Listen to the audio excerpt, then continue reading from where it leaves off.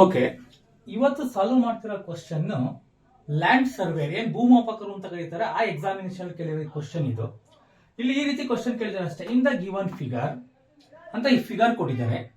ಈ ಫಿಗರ್ ಕೊಟ್ಬಿಟ್ಟು they are given 4 options. First option ಏನಿದೆ, area of ABCD. Area of ABCD is greater than area of BCF. Second option ಏನಿದೆ, area of ABCD is less than BCF. Third option is the area of ABCD is equal to area of BCF. Fourth option is the area of ABCD and area of BCF cannot be compared. ಈ ಒಂದು figure ಇದೆ, ಈ figure ಕೊಟ್ಟು they are given these 4 options. ಈ 4 options ನ ಕೊಟ್ಟಿದ್ದಾರೆ. ಇದರಲ್ಲಿ correct options ಯಾವುದು? ಕರೆಕ್ಟ್ ಆಪ್ಷನ್ಸ್ ಯಾವುದು ಅಂತ ನೋಡೋಕ್ಕಿಂತ ಮುಂಚೆ ನಮ್ಗೆ ಇಲ್ಲಿ ಕೊಟ್ಟಿರೋ ಫಿಗರ್ ನೋಡ್ತಿದಂಗೆ ABCD and BCF these two are parallelograms ಅಂತ ಗೊತ್ತಾಗಬೇಕು. ಏನ್ ಗೊತ್ತಾಗಬೇಕು? ಪ್ಯಾರಲೋಗ್ರಾಮ್ಸ್ ಅಂತ. ಪ್ಯಾರಲೋಗ್ರಾಮ್ಸ್ ಅಂತ ಅಂತಿದಂಗೆ ನಮಗೆ ಗೊತ್ತಿರಬೇಕು ಒಂದು properties, opposite sides are equal and parallel ಅಂತ ಪ್ರಾಪರ್ಟೀಸ್ ಗೊತ್ತಿರುತ್ತೆ. ಆ ಪ್ರಾಪರ್ಟೀಸ್ ಗೊತ್ತಿದ್ರೆ we can easily solve this problem. ಅದ್ರ ಜೊತೆಗೆ ಇನ್ನೊಂದು ಇಂಪಾರ್ಟೆಂಟ್ ಪ್ರಾಪರ್ಟಿ ಇಲ್ಲಿ ಫಾಲೋ ಅಪ್ ಆಗಿರೋದು. ಈ 4 ಆಪ್ಷನ್ ಕೊಟ್ಟಿದ್ದಾರೆ. ಈ 4 ಆಪ್ಷನ್ಸ್ ಅಲ್ಲಿ ಈ ಪ್ರಾಪರ್ಟಿ ಗೊತ್ತಿದ್ರೆ we can easily solve the question. ಯಾವ ಪ್ರಾಪರ್ಟಿ ಅಂದ್ರೆ ಇದು ಪ್ರಾಪರ್ಟಿ. ಇದು ಯಾವ ಪ್ರಾಪರ್ಟಿ ಅಂದ್ರೆ ಇಫ್ ಟೂ ಪ್ಯಾರಲೋಗ್ರಾಮ್ಸ್ having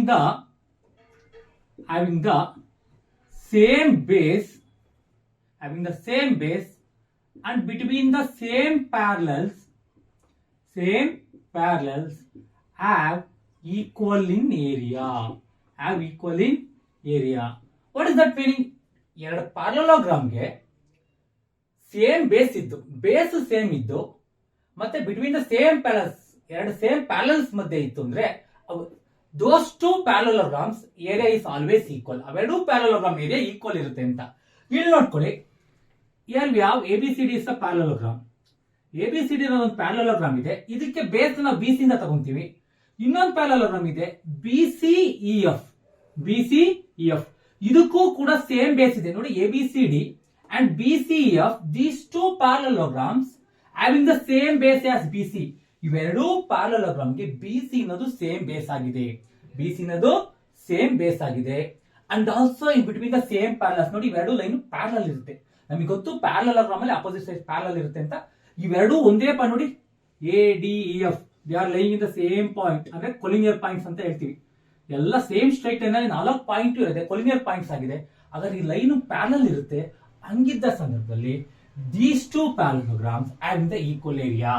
ಇವೆರಡು ಪ್ಯಾರಲೋಗ್ರಾಮ್ ಅಂದ್ರೆ ABCD and BCEF, these two parallelograms having equal area. ಈ ಆಪ್ಷನ್ ಇದೆ ತಾನೆ. ಇಲ್ಲಿ ನಮ್ಗೆ ಈ concept, if two parallelograms having the same base between the same parallels have equal area ಅಂದ್ರೆ ಈ ಕಾನ್ಸೆಪ್ಟ್ ಗೊತ್ತಾಗಬೇಕು ಅಂದ್ರೆ ಈ ಒಂದೆರಡು ಫಿಗರ್ ನೋಡಿದ್ರೆ ನಿಮ್ಗೆ ಈ ಕಾನ್ಸೆಪ್ಟ್ ಗೊತ್ತಾಗುತ್ತೆ. ಇದು correct options. ABCD, area of ABCD is equal to area of BCF. ಏನಕ್ಕೆ ಅಂದ್ರೆ ಟೂ ಪ್ಯಾರಲೋಗ್ರಾಮ್ಸ್ ಯಾವುದು, ABCD and BCEF, these two are the parallelograms having the same base. ಎರಡಕ್ಕೂ ಸೇಮ್ ಬೇಸ್ ಯಾವುದು, BC is the same base and between the same parallels. ಇವೆರಡು same parallel ಮಧ್ಯೆ ಇತ್ತು ಅಂದಾಗ ಅವೆರಡು ಪ್ಯಾರಲೋಗ್ರಾಮ್ ಏರಿಯಾ ಏನಾಗಿರುತ್ತೆ, ಈಕ್ವಲ್ ಇರುತ್ತೆ. ಇದೊಂದು ಕ್ವಶನ್ ಆಯ್ತು. ಇಲ್ಲಿ ನಾನು ಇನ್ನೊಂದು ಸ್ವಲ್ಪ ಮುಂದಕ್ಕೆ ಹೋಗ್ತೀನಿ. If two ಪ್ಯಾರಲೋಗ್ರಾಮ್ಸ್ having the same base and between the same parallels, ಅದು ಯಾವ ರೀತಿ ಹೇಳ್ಬೋದು? ಫಾರ್ ಎಕ್ಸಾಂಪಲ್,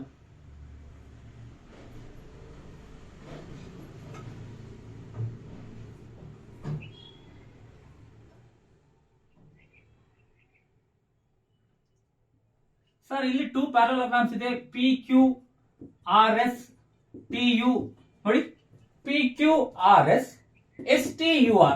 ಇಲ್ಲಿ ಎರಡು ಪ್ಯಾರಲೋಗ್ರಾಮ್ ಇದೆ, ಇವೆರಡಕ್ಕೂ SR ಕಾಮನ್ ಬೇಸ್ ಆಗುತ್ತೆ. ಹಾಗಾದ್ರೆ these two parallelograms have equal area? No, ಏನಕ್ಕಾಗಲ್ಲ ಅಂದ್ರೆ ಇಲ್ಲಿ PQTU ಇದು ಕಾಮನ್ ಬೇಸ್ಗೆ ಆಪೋಸಿಟ್ ಆಗಿರೋ ವರ್ಟೆಕ್ಸ್ ಗಳು ಏನಿರ್ತವೆ PQTU, they are lying on the same line. ನೋಡಿ, ಈ P point QTUR collinear points ಆಗಿರ್ಬೇಕು. ಏನಾಗಿರ್ಬೇಕು? ಕೊಲಿನಿಯರ್ ಆಗಿರ್ಬೇಕು. Collinear means they are lying in the same line. ನೋಡಿ, TU ಇಲ್ಲಿರೋ ಬದಲು ಇಲ್ಲಿದ್ರೆ, ಈ ರೀತಿ ಇದ್ದಿದ್ರೆ V can say these two parallelograms have equal area ಅಂತ ಹೇಳ್ಬೋದಿತ್ತು. ಇಲ್ಲಿ ಏನಕ್ಕಾಗಿಲ್ಲ ಅಂದ್ರೆ ಇವೆರಡು ಟಿ ಮತ್ತೆ ಯು ಇಲ್ಲಿ ಇರೋದ್ರಿಂದ ಆಗಲ್ಲ. In case these two points lie ಅಂತ ಸೇಮ್ ಲೈನ್ ನೋಡಿ, ಈಗ we can say this two parallelograms equal area. ಈ ಕಾನ್ಸೆಪ್ಟ್ ಅರ್ಥ ಆಯ್ತು ಅನ್ಸುತ್ತೆ ಸರ್. ಇನ್ನೊಂದು ಕ್ವಶನ್ ಹೇಳ್ತೀನಿ ಇದ್ರೊಳಗೆ.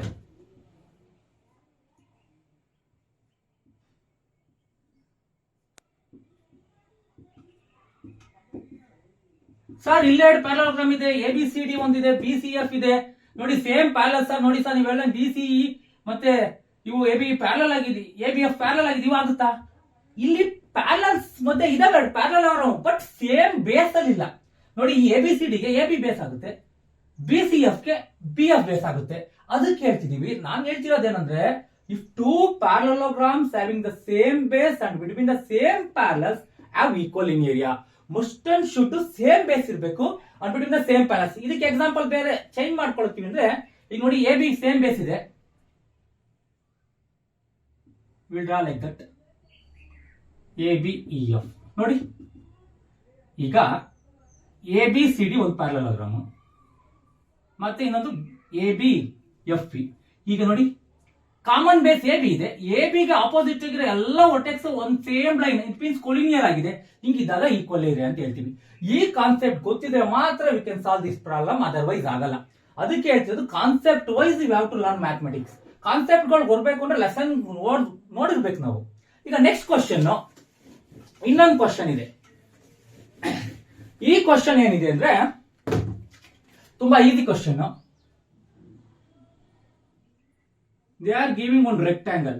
ಏನಿದೆ ಕ್ವಶನ್? ಕ್ವಶನ್ ಬರ್ಬಿಡ್ತೀನಿ. ಇನ್ನ rectangle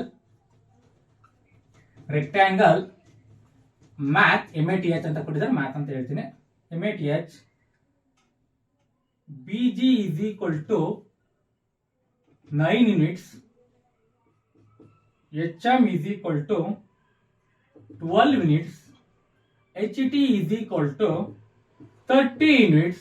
Then find the area of shaded region ಅಂತ ಕೇಳಿದ್ದಾರೆ. Area of shaded region.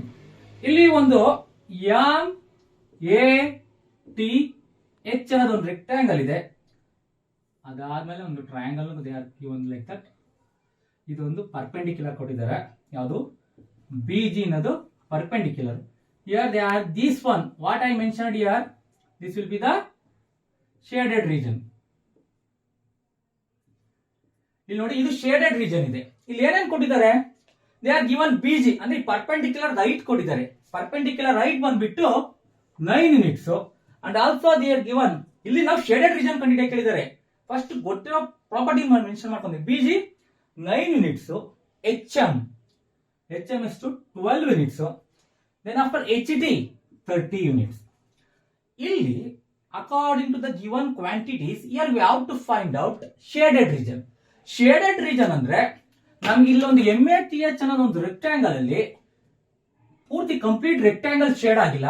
ಇಲ್ಲಿ ಶೇಡ್ ಆಗಿದೆ ದಿಸ್ ಪೋರ್ಷನ್ ಓನ್ಲಿ. ಅಂದ್ರೆ ಈ ಟ್ರಯಾಂಗಲ್ ನ ತೆಗೆದು ಬಿಟ್ರೆ ರಿಮೈನಿಂಗ್ ಪೋರ್ಷನ್ ಉಳ್ಕೊಂಡಿರುತ್ತಲ್ಲ, this will be shaded portion. ಇಲ್ಲಿ MATH ರೆಕ್ಟಾಂಗಲ್ ಅಲ್ಲಿ ಕಂಪ್ಲೀಟ್ ಶೇಡೆಡ್ ರೀಜನ್ ಇಲ್ಲ. ಅವ್ರು ಕೇಳಿರೋದು ಏರಿಯಾ ಆಫ್ ಶೇಡೆಡ್ ರೀಜನ್ ಎಷ್ಟು ಬರುತ್ತೆ ಅಂತ ಕೇಳಿರೋದು. ಶೇಡೆಡ್ ರೀಜನ್ ಅಂದ್ರೆ ಓಲ್ಡ್ ರೆಕ್ಟಾಂಗಲ್ ಅಲ್ಲಿ ಈ ಟ್ರಯಾಂಗಲ್ ನ ಏರಿಯಾನ ಮೈನಸ್ ಮಾಡ್ಬಿಟ್ರೆ ಅಂದ್ರೆ ಸಬ್ಟ್ರಾಕ್ಷನ್ ಮಾಡ್ಬಿಟ್ರೆ we can get the area of the shaded region. ಹಾಗಾದ್ರೆ ಏನ್ ಬರೀಬಹುದು ನಾವಿಲ್ಲಿ? ಏರಿಯಾ ಆಫ್ ಶೇಡೆಡ್ ರೀಜನ್ ಅಂದ್ರೆ ಕಂಪ್ಲೀಟ್ ಏರಿಯಾ ಆಫ್ ರೆಕ್ಟಾಂಗಲ್ ತಗೊಂಡ್ಬಿಡಿ. ಏರಿಯಾ ಆಫ್ ರೆಕ್ಟಾಂಗಲ್ ತಗೊಂಡಿದ್ದೀನಿ ಅಂದ್ರೆ ಏರಿಯಾ ಆಫ್ ರೆಕ್ಟಾಂಗಲ್ ಅಂದ್ರೆ ಪೂರ್ತಿ ರೆಕ್ಟಾಂಗಲ್ ಪೂರ್ತಿ ತಗೊಂಡಿದ್ದೀನಿ ಏರಿಯಾನ. ಈ ಏರಿಯಾ ಆಫ್ ರೆಕ್ಟಾಂಗಲ್ ಅಲ್ಲಿ ಯಾವ ಶೇಡ್ ಆಗಿಲ್ಲ? ಈ ಟ್ರಯಾಂಗಲ್ ಏರಿಯಾ ಶೇಡ್ ಆಗಿಲ್ಲ. ಅದನ್ನ ನಾವು have to subtract it. Area of triangle, ಯಾವ ಟ್ರಯಾಂಗಲ್ ಇದು? MBA. Area of rectangle formula ಗೊತ್ತಿರಬೇಕು. ಏರಿಯಾ ಆಫ್ ರೆಕ್ಟಾಂಗಲ್ ಅಂದ್ರೆ length into breadth and area of MBA triangle, area of triangle ಅಂದ್ರೆ half into base into height. ಇಲ್ಲಿ length ಅಂತ ಇದೆ. Length ಅಂದ್ರೆ ಎಷ್ಟಾಗುತ್ತಪ್ಪ? 30 ಆಗುತ್ತೆ. ಬ್ರೆಡ್ತ್ ಅಂದ್ರೆ this one 12, 30 into 12, half 30 into 12, length 30, breadth 12. Length 30, breadth 12 minus half base. ನೋಡಿ ಈ ಟ್ರಯಾಂಗಲ್ ಇದಿಲ್ಲೇ ಇಂಪಾರ್ಟೆಂಟ್. ಈ ಟ್ರಯಾಂಗಲ್ ಬೇಸ್ ಅಂದ್ರೆ ಕಂಪ್ಲೀಟ್ ಇಷ್ಟ ಆಗುತ್ತೆ. ಇದು ಲೆಂತ್ ಕೊಟ್ಟಿಲ್ವಲ್ಲ AM ಅಂದ್ರೆ ನಮಗೆ ಗೊತ್ತಿರಬೇಕು ರೆಕ್ಟಾಂಗಲ್ ಪ್ರಾಪರ್ಟಿ. ರೆಕ್ಟಾಂಗಲ್ ಅಲ್ಲಿ ಆಪೋಸಿಟ್ ಸೈಡ್ಸ್ ಈಕ್ವಲ್ ಇರುತ್ತೆ. ಇಲ್ಲಿ HT 30 ಅಂತ ಕೊಟ್ಟಿದ್ರೆ AM 30 ಇರುತ್ತೆ. ಹಾಗಾದ್ರೆ ಬೇಸ್ ಏನಾಗುತ್ತೆ? ಟ್ರಯಾಂಗಲ್ 30 ಆಗುತ್ತೆ. ಎಷ್ಟಾಗುತ್ತೆ? 30 ಆಗುತ್ತೆ. ಇದು ಗೊತ್ತಿರ್ಬೇಕು ಪ್ರಾಪರ್ಟಿ. ರೆಕ್ಟಾಂಗಲ್ ಅಲ್ಲಿ opposite sides equal, this will B the 30, this is also 30 ಅಂತ. ಐಟ್ ಪರ್ಪೆಂಡಿಕ್ಯುಲರ್ ಅವರೇ ಕೊಟ್ಟಿದ್ರು, ಎಷ್ಟಿದೆ 9 ಇದೆ. ಈಗ 30 ಇಂಟು 12, 12 3 ದ 36, 360 ಆಗೋಯ್ತು ಇದು. Minus 2 1 the 215, 2 1 the 215, 59 the 135, 135. ಹಾಗಾದ್ರೆ ಈ 360 ನಲ್ಲಿ 135 ನ ಸಬ್ಟ್ರಾಕ್ಟ್ ಮಾಡಿಬಿಟ್ರೆ V can get the area of the shaded region. 0.5 ಹೋಗಲ್ಲ, we have to take borrow here. 5 2 225. ಹಂಗಾದ್ರೆ area of the shaded region ಇಷ್ಟು 225 ಸ್ಕ್ವಯರ್ ಯೂನಿಟ್ಸ್ ಅಂತ. ಏನಕ್ಕೆ ಸ್ಕ್ವಯರ್ ಯೂನಿಟ್ಸ್ ಬರೀಬೇಕು? ಏರಿಯಾ ಯಾವತ್ತು ನಾವು ಸ್ಕ್ವೇರ್ ಅಲ್ಲಿ ಎಕ್ಸ್ಪ್ರೆಸ್ ಮಾಡ್ತೀವಿ. therefore the answer is 225 square units. ಇಲ್ಲಿ ಅವ್ರ ಈಸಿ ಕ್ವಶನ್ ಇದು, ಬಟ್ ನಮ್ಗೆ ಈಸಿ ಕ್ವಶನ್ ಸಾಲ್ವ್ ಮಾಡ್ಬೇಕು ಅಂದ್ರೆ ಏರಿಯಾ ಆಫ್ ರೆಕ್ಟಾಂಗಲ್ ಗೊತ್ತಿರಬೇಕು, ಏರಿಯಾ ಆಫ್ ಟ್ರಯಾಂಗಲ್ ಗೊತ್ತಿರಬೇಕು, and also the properties of rectangle opposite sides equal.